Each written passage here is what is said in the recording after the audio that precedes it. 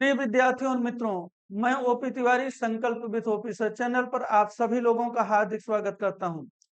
देखिए, शिक्षण विधियां मैथ के लिए शिक्षण विधियां चल रही थी, तो आज हम देखेंगे 3 और है तो उनको भी देख लेते हैं और जब सारी शिक्षण विधियां हो जाएंगी तब हम इसके क्वेश्चनों को देखेंगे। तो चलिए चलते हैं।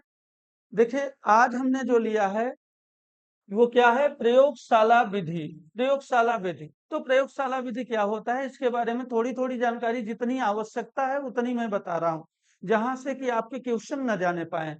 ध्यान से देखिए, विज्ञान शिक्षण की तरह गणित शिक्षण को भी अधिक रुचिकर एवं सजीव बनाने के लिए इस विधि का प्रयोग किया जाता है।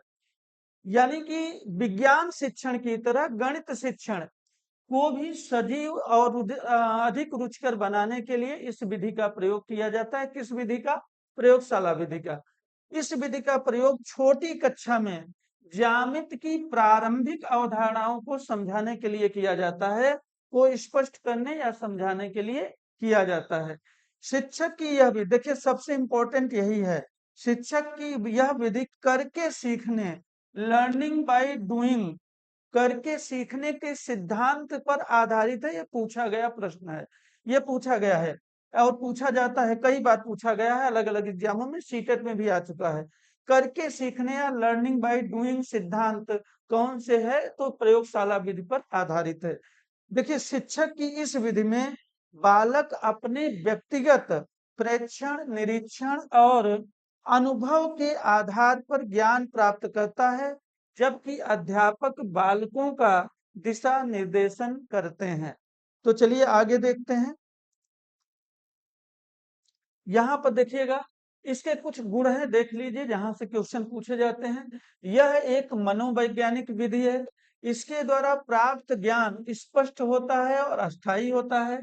इस विधि से बालक प्रयोगशाला में विभिन्न गणितीय उपकरणों का प्रयोग सीख जाता है।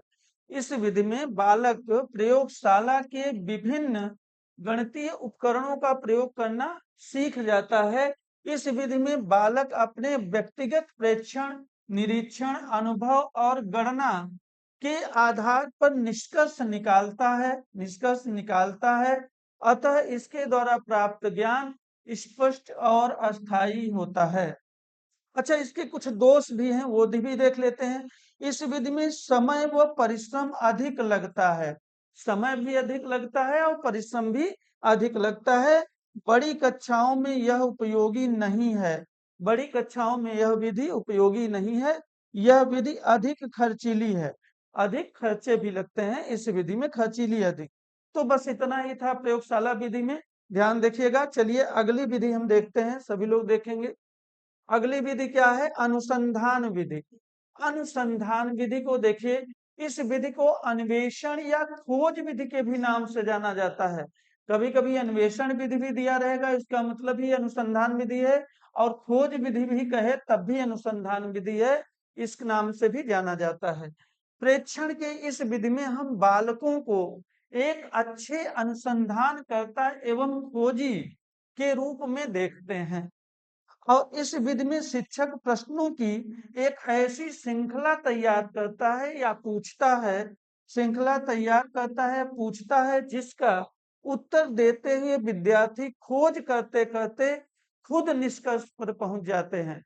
यानी जो शिक्षक होगा, जो अध्यापक होगा, ऐसे ऐसे प्रश्न को करेगा बालक के सामने कि वह बालक बताते बताते उस क्वेश्चन का आंसर, खुद जो समस्या है उसका हल निकाल लेगा, यानी निष्कर्ष निकाल लेगा। तो जो विद्यार्थी खुद निष्कर्ष पर पहुंच जाता है, उसके निष्कर्ष पर। चलिए आगे देखते हैं, सभी लोग देखें। यहाँ देखिए कुछ गुण दिए गए हैं। यह गणित शिक्षण की मनोवैज्ञानिक विधि है। इस विधि का प्रयोग केवल बड़ी कक्षाओं के लिए शिक्षण में किया जाता है, बड़ी कक्षाओं के शिक्षण में ही किया जाता है। इस विधि के प्रयोग से बालकों में तर्क शक्ति एवं अन्वेषण शक्ति का विकास होता है। इस विधि में बालक नई जानकारी प्राप्त करने के प्रति उत्सुक रहता है। और इसके दोष भी कुछ हैं, इसको भी देख लीजिए। समय और परिश्रम अधिक लगता है, समय भी अधिक लगेगा और परिश्रम भी अधिक लगता है। छोटी कक्षाओं में शिक्षण में इस विधि का प्रयोग संभव नहीं है। यह इसका दोष है कि छोटी कक्षाओं में के शिक्षण में इस विधि का प्रयोग संभव नहीं है। इस विधि का प्रयोग केवल कुशल अध्यापक के निर्देशन में ही संभव है। तो इसके गुण भी हो गए और दोष भी हो गए।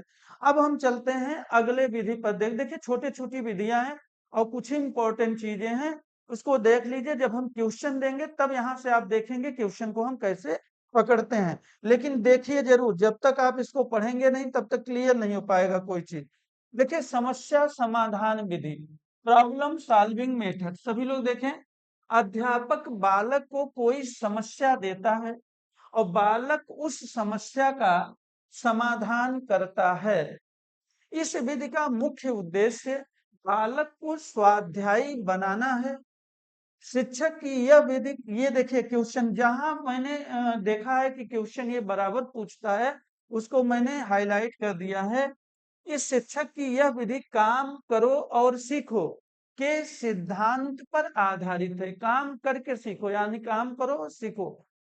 इसके कुछ चरण या सोपान स्टेप भी हैं, 4 स्टेप हैं, ध्यान से देखिएगा सभी लोग। 4 स्टेप हैं।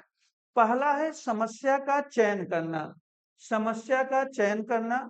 दूसरा है समस्या चयन का कारण बताना। अच्छा, ये जो दो हैं, 2 चरण, ये टीचर करेगा। समस्या का चयन टीचर करेगा, समस्या चयन का कारण टीचर बताएगा यानी शिक्षक अध्यापक।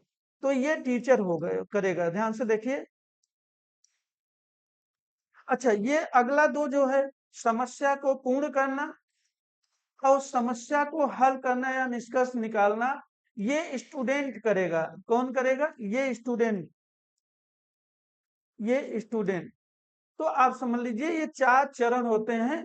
ये समस्या का चयन करना, समस्या चयन का कारण बताना, समस्या को पूर्ण करना और समस्या को हल करना या निष्कर्ष निकालना। अब जो समस्या का हल निकलेगा, जो निष्कर्ष निकलेगा, वह जरूरी नहीं कि सही निकल जाए।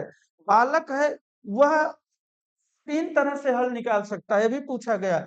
हो सकता है कि 100% सत्य हो, जो हल निकाले वो सही हो, वह सत्य हो या सही हो, है ना।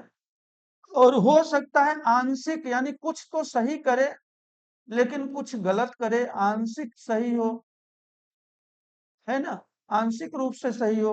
और हो सकता है पूर्णतः गलत हो, यानी गलत हो, रॉन्ग हो। तो ये तीनों बातें हो सकती हैं उसके निष्कर्ष निकालने में बालक के। तो अब चलिए चलते हैं आगे, इसके आगे देखते हैं। सभी लोग समझ लीजिए, गुण और दोष को देख लेते हैं। बालक सामूहिक निर्णय लेना सीख जाता है, सामूहिक रूप से निर्णय लेना सीख जाता है। बालक वैज्ञानिक ढंग से चिंतन करना सीख जाते हैं और बालक का गणित के कार्यों के प्रति उत्सुकता बनी रहती है। ये पहला, ये गुण है जो है 3।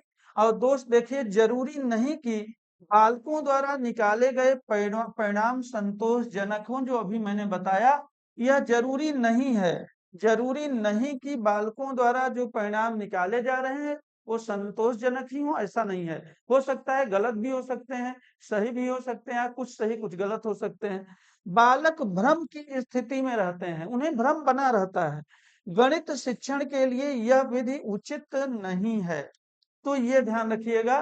ये इसके गुण भी आपने देख लिया, दोष भी देख लिया। आज हमने 3 विधियां, छोटी छोटी 3 विधियों को बताए हैं।